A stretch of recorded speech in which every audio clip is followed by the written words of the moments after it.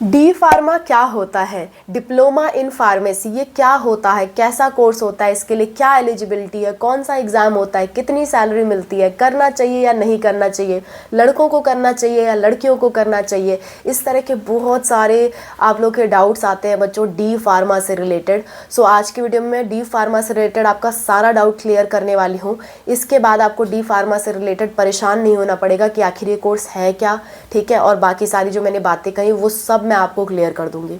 और कितनी फीस लगती है डी फार्मा कोर्स को करने में, कितनी सैलरी मिलेगी आपको डी फार्मा कोर्स करने के बाद, ये सब बातें हम डिस्कस करेंगे। So let's start the video and discuss about D pharmacy course. Let's go. Hello everyone, welcome to Spark of Classes. This is Suman Yadav.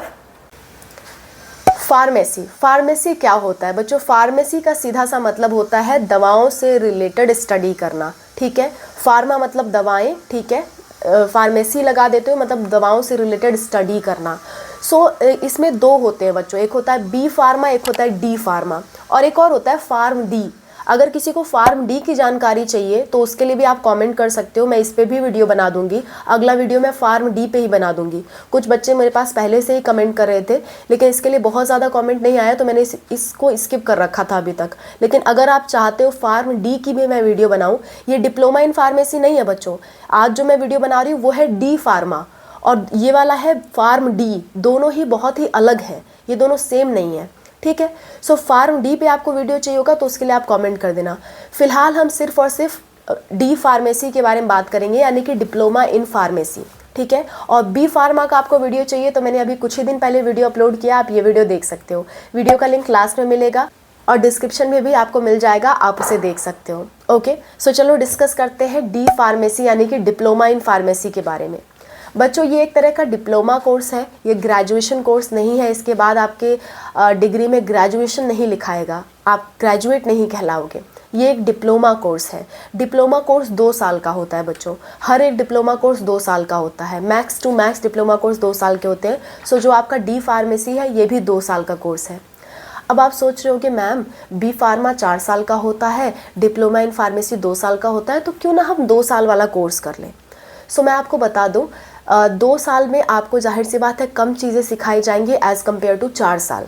4 साल में जितनी ज़्यादा चीज़ें आप सीखोगे उतनी 2 साल में नहीं सीख पाओगे, है ना। तो 4 साल में अगर आप बी फार्मा करते हो तो ज़्यादा बेटर होता है as compare to D pharmacy. लेकिन कुछ कंडीशन में डी फार्मेसी भी अच्छा है, वो कंडीशन मैं आपको एक बार समझा देती हूँ, तभी तो आपको इस वीडियो को देखने में इंटरेस्ट आएगा। आपको पता भी होना चाहिए कि हमें करना चाहिए या नहीं करना चाहिए, पहले तो ये डाउट क्लियर होना चाहिए। सो ये डाउट मैं सबसे पहले क्लियर कर रही हूँ।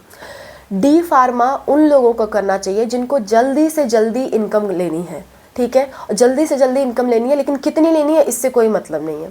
देखो, आप मान लो अपना खुद का मेडिकल शॉप ओपन करना चाहते हो और चाहते हो जल्दी से हमारी मेडिकल शॉप ओपन हो जाए, हम अपना काम करने लगे, हमें दवाओं वगैरह की नॉलेज ठीक ठाक है, हमारे पेरेंट्स पहले से ही ओपन कर रखे हैं, हम आराम से अपना जल्दी से खोलना चाहते हैं, अपने नाम से खोलना चाहते हैं, तो बिल्कुल आप डी फार्मा कर लो बच्चों। आपके लिए फिर बी फार्मा करना व्यर्थ है। अगर अगेन आप खुद की अपनी मेडिकल शॉप खोलना चाहते हो, आपके बैकग्राउंड में भी कोई नहीं है पर आपको फिर भी नॉलेज ठीक ठाक है या नहीं भी है, पर आप बहुत जल्दीबाजी में हो कि नहीं हमें जल्द से जल्द अपना सैलरी कमाना, इनकम कमाना है, चाहे 10-20 हज़ार ही कमाए लेकिन हमें कमाना है, हमारे घर की स्थिति अच्छी नहीं है या अपनी स्थिति अच्छी नहीं है, तो उस केस में आप डी फार्मा का कोर्स कर सकते हो। लेकिन बच्चों अगर आपके पास ज़रा सा भी टाइम है, आप 4 साल तक पेशेंस रख सकते हो, ठीक है, 4 साल तक नहीं भी कमाओ तो भी अच्छा है, ठीक है, तो भी आपका चलने लायक है, तो उस केस में मैं आपको सजेस्ट करूंगी बी फार्मेसी करने का, क्योंकि बी फार्मेसी में आपको स्कोप ज़्यादा मिलेगा, आपको अपॉर्चुनिटीज़ ज़्यादा मिलेंगी। गवर्नमेंट जॉब की अपॉर्चुनिटी मिलेगी, आपको प्राइवेट कहीं काम करने की अपॉर्चुनिटी मिलेगी, आपको खुद का अपना जो मेडिकल स्टोर है वो खोलने की अच्छी अपॉर्चुनिटीज़ मिलेगी, अच्छी जगहों से मिलेगी। सो ये सारी अपॉर्चुनिटीज़ थोड़ी बढ़ जाती हैं बी फार्मा में। अगर आप इन दोनों में कंपैरिजन देखना चाहते हो, एग्जैक्ट कंपैरिजन, तो मैंने इस वीडियो में बता रखा है दोनों में से कौन सा बेटर है, कौन से का क्या। शॉर्ट में तो मैंने अभी बता दिया, पर डिटेल में मैंने इस वीडियो में बता रखा है, आप चाहो तो देख सकते हो। लिंक अगेन आपको लास्ट में मिलेगा। अब हम आते हैं डी फार्मा की डिटेल्स पे, क्योंकि करना चाहिए या नहीं करना चाहिए पहले आपके मन में क्लियर होना चाहिए। सो डी फार्मा जो है वो 2 साल का कोर्स होता है बच्चों। डी फार्मा करने के लिए क्या एलिजिबिलिटी होनी चाहिए वो मैं आपको बता देती हूँ। आपका 12th पास होना चाहिए, आप 12th में हो तो भी आप डी फार्मा के लिए अप्लाई कर सकते हो, ठीक है। जिस साल आप 12th पास आउट कर रहे हो उसी साल के लिए आप अप्लाई कर सकते हो। ऐसा नहीं कि अभी अभी आपका 12th में एडमिशन हुआ और आप डी फार्मा के लिए अप्लाई कर दो, नहीं। 2025 में अगर आप 12th कंप्लीट कर रहे हो तो 2025 के डी फार्मा के लिए आप अप्लाई कर सकते हो। ओके, सो डी फार्मा के लिए 12th पास होना ज़रूरी है। चाहे आपने मैथ से पास किया हो, चाहे आपने बायोलॉजी से पास किया हो, आप दोनों ही लोग एलिजिबल हो डी फार्मा के लिए। नेक्स्ट जो एग्ज़ाम है इसके लिए, वो एग्ज़ाम आपका होता है CUET का एग्ज़ाम, ठीक है। JEE का एग्ज़ाम होता है। स्टेट वाइज अलग अलग JEE के एग्ज़ाम होते हैं। जैसे यूपी में JEE CUP नाम से एग्ज़ाम होता है डी फार्मा का, जिसे पॉलीटेक्निक एग्ज़ाम भी कहते हैं। आप अपने स्टेट का पॉलीटेक्निक एग्ज़ाम सर्च करोगे तो आपके सामने आ जाएगा कि आपके स्टेट का कौन सा एग्ज़ाम है। बहुत आसान है इसको सर्च करना। जैसे मान लो वेस्ट बंगाल पॉलीटेक्निक, ठीक है, Uttarakhand polytechnic, Delhi polytechnic, UP polytechnic, ऐसे आप सर्च आप पॉलीटेक्निक डाल करके सर्च कर सकते हो, आपके पर्टिकुलर स्टेट का एग्ज़ाम आ जाएगा। बेहतर यही होता है कि आप अपने स्टेट का एग्ज़ाम दो और उसके बाद एडमिशन लो, तो आपको गवर्नमेंट कॉलेजेस में एडमिशन मिलते हैं। पर अगर आपके स्टेट में नहीं होता है बाई चांस पॉलीटेक्निक का एग्ज़ाम, कुछ स्टेट में नहीं भी होता है, सो अगर आपके स्टेट में नहीं होता है पॉलीटेक्निक का एग्ज़ाम या डी फार्मा का कोई भी एग्ज़ाम नहीं होता है, सो आप CUET का सहारा ले सकते हो। CUET के थ्रू भी आप एडमिशन ले सकते हो, ठीक है। CUET ऑल इंडिया के बच्चों के लिए होता है। सो CUET और JEE यानी कि जो आपके पॉलीटेक्निक के एग्ज़ाम है वो सबसे अच्छे एग्ज़ाम होते हैं। यूपी वालों के लिए मैं बता देती हूँ क्योंकि मुझे याद है, बिकॉज मैं यूपी से बिलोंग करती हूँ तो यूपी की मैक्सिमम चीज़ें मुझे याद है। बच्चों हर स्टेट की हर चीज़ याद नहीं रहती हैं, ठीक है। मतलब सोचो ना 29 स्टेट्स हैं, उसमें कितने एग्ज़ाम्स होते होंगे, तो एट अ टाइम याद नहीं रहती हैं। पर अगर आप कहोगे कि स्टेट वाइज इस पर वीडियो बनाओ, सो आई विल ट्राई कि मैं स्टेट वाइज भी इस पर वीडियो बना पाऊँ आपके लिए, ठीक है। सो जो यूपी का है वो है JEE CUP, ठीक है। ये पॉलीटेक्निक का, यूपी पॉलीटेक्निक का एग्ज़ाम होता है और इसके थ्रू भी डी फार्मा में एडमिशन होता है। क्लियर? अच्छा, इसमें आपके 12th में कम से कम 45% होना चाहिए और कुछ कॉलेज तो आपके 50% तक भी मांगते हैं। अगर इससे कम है तो आपका एडमिशन नहीं हो पाएगा डी फार्मा में। ओके, अच्छा, दूसरा कुछ एक बहुत मेजर सवाल बच्चों के मन में आता है, क्या डी फार्मा करने के बाद हम पेशेंट्स को दवाएं दे सकते हैं? तो बच्चों आप नॉर्मल दवा दे सकते हो। जैसे कि आपके शॉप पे, मेडिकल स्टोर पे कोई पेशेंट आया, वो कह रहा है कि हमें चोट लग गई है, हमें चोट को ठीक करने वाली दवा दे दीजिए, तो आप पेन किलर्स दे सकते हो, लगाने के लिए ऑइंटमेंट दे सकते हो, ठीक है, या पट्टी कर सकते हो, पट्टी बांध सकते हो उसको, इतना तक आप कर सकते हो। लेकिन अगर किसी को कोई मेजर बीमारी है और आप सोच रहे हो कि आप उसका इलाज कर पाओ, तो वो आप नहीं कर सकते, वो डॉक्टर का काम होता है। आपके नाम के आगे डॉक्टर नहीं लगेगा इस कोर्स को करने के बाद, ठीक है। तो ये बात आपको समझ में आनी चाहिए।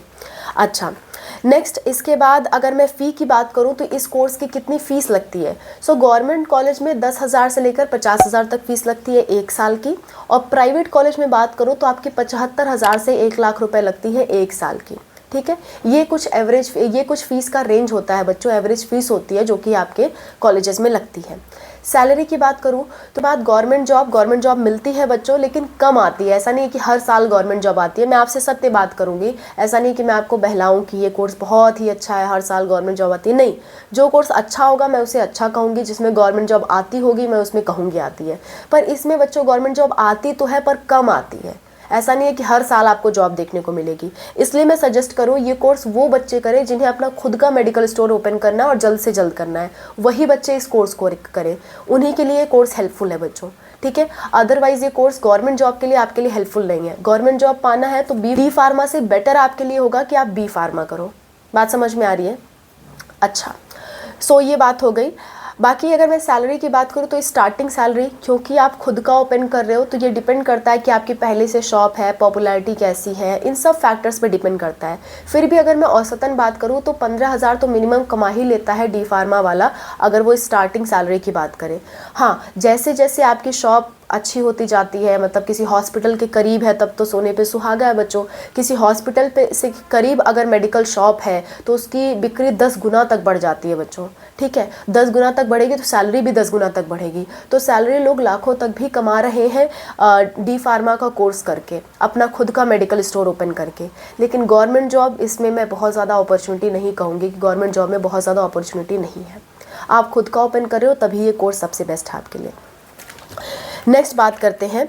देखो, एक प्रॉब्लम आपके सामने आएगी। क्या प्रॉब्लम आएगी मैं आपको समझाती हूँ। अगर आप अच्छी खासी मेडिकल शॉप ओपन करना चाहते हो, सो डी फार्मा के बाद आपको एक एग्ज़ाम देना पड़ेगा, तभी जाके आपको लाइसेंस मिलेगा। कुछ साल पहले तक लाइसेंस डायरेक्टली मिल जाता था आपकी डिग्री को देख के, लेकिन अब एग्ज़ाम देना पड़ता है। क्योंकि क्या होता है ना, डी फार्मा को लोग हल्के में लेते हैं और ऐसे ही एग्ज़ाम देने बस चले जाते हैं, कोर्स ठीक से करते नहीं, जिसकी वजह से पेशेंट्स को प्रॉब्लम होती है, जो उनके पास दवाएं लेने आते हैं उनको प्रॉब्लम होती है। तो इसीलिए गवर्नमेंट ने लागू कर दिया है कि अब जिसको भी लाइसेंस लेना है उसको एग्ज़ाम देना पड़ेगा। एग्ज़ाम कौन सा? एग्ज़िट एग्ज़ाम होता है बच्चों। एग्ज़िट एग्ज़ाम आपको देना पड़ता है, तभी जा कर के आपको डी फार्मा का मतलब मेडिकल स्टोर ओपन करने का लाइसेंस मिलता है। छोटी मोटी मेडिकल का स्टोर खोल सकते हो, लेकिन अच्छी खासी मेडिकल स्टोर खोलना चाहते हो तो ये लाइसेंस आपके लेना ज़रूरी है। ओके, अच्छा, दूसरा एक और बात मैं आपको ध्यान में रखने को कहूँगी, जिस भी कॉलेज से आप डी फार्मा कर रहे हो, मेक श्योर कि वो कॉलेज PCI अप्रूव्ड हो, यानी कि फार्मेसी काउंसिल ऑफ इंडिया से अप्रूव्ड हो।